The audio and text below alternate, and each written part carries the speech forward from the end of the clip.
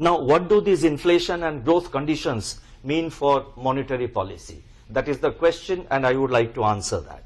The developments relating to growth and inflation are unfolding as per our expectations. When the projected GDP growth of 7.2% for 2024-25 materializes, it will be the fourth consecutive year of growth at or above 7%. Headline CPI continues to be on a disinflationary trajectory. Monetary policy has played an important role in this process. This is evident from the decline in headline inflation by 2.3 percentage points between the first quarter of 22-23 and the fourth quarter of 23-24. Supply side developments and government measures have also contributed to this moderation of headline inflation. Repeated food price shocks, however, slowed down the overall disinflation process. According to our projections, the second quarter of 2024-25 is likely to see some correction in headline inflation, but this is likely to be one-off on account of favorable base effects and may reverse in the third quarter.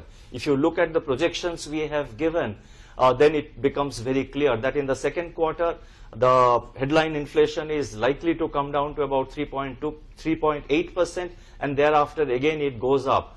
And we have given the numbers in the statement, and I have already read it out earlier. At the current juncture, therefore, the uncertainties related to food price outlook warrant close monitoring, especially their spillover risks to headline inflation.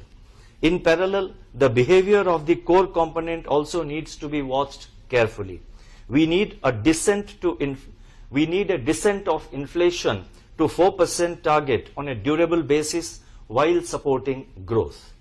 Now, there is a view that in matters of monetary policy, the Reserve Bank is guided by the principle of follow the Fed.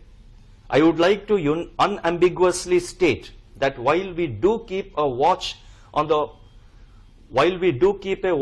whether clouds are building up or clearing out in the distant horizon, we play the game according to the local weather and pitch conditions.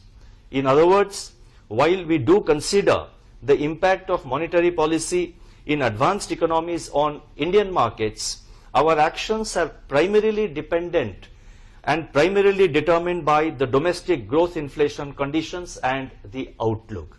I have said this several times earlier, but it becomes necessary to restate the position and reiterate this so that there is clarity in the mind of market participants and other stakeholders, and as a result of which they do not board the wrong bus. Liquidity and financial conditions, that is the next part which I would like to highlight. During the current financial year so far, system liquidity transited from surplus to deficit conditions